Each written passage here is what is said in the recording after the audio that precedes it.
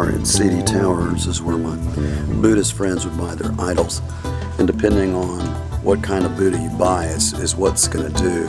It's the same for all these different kinds of incense over here. It's not based on what it smells like, it's based on what it does. Basically one of three categories, either love, health, or money. So this is one of the idols, the altars for the idols, and you often hear it's like prayers in Chinese. The amethyst and stuff doesn't have to be replaced. That's for good for money. You'll notice that there's some syncretism going on here too, because that Ganesha is not primarily a Buddhist god, that's primarily Hindu. But you'll see the different types of Buddha. They would all call them Buddha, even though they would look very, very different from each other. But that one was especially good for money and for love. They'll give food elements, candy stuff and things. And you'll see down here below, they'll do the same thing. And he's longevity, that'd be love. All right, here we are in Al Medina, which is the Muslim center of Metroplex Atlanta.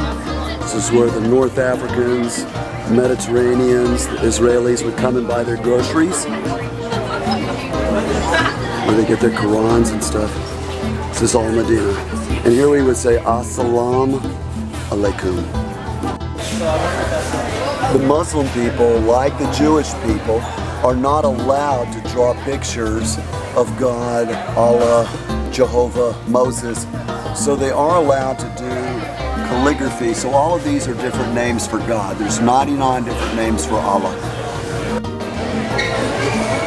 A big part of Middle Eastern culture is with hookahs and stuff.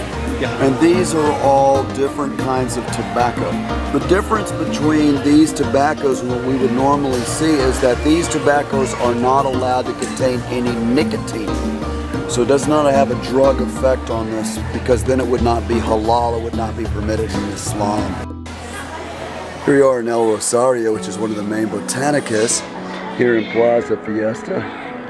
Kind of traditional Mexican good luck charms. Usually one of three. These are mainly for getting rid of bad luck. Like that one, go away evil. Another big part of Mexican Catholicism is the worship of Santa Muerta, or Holy Death.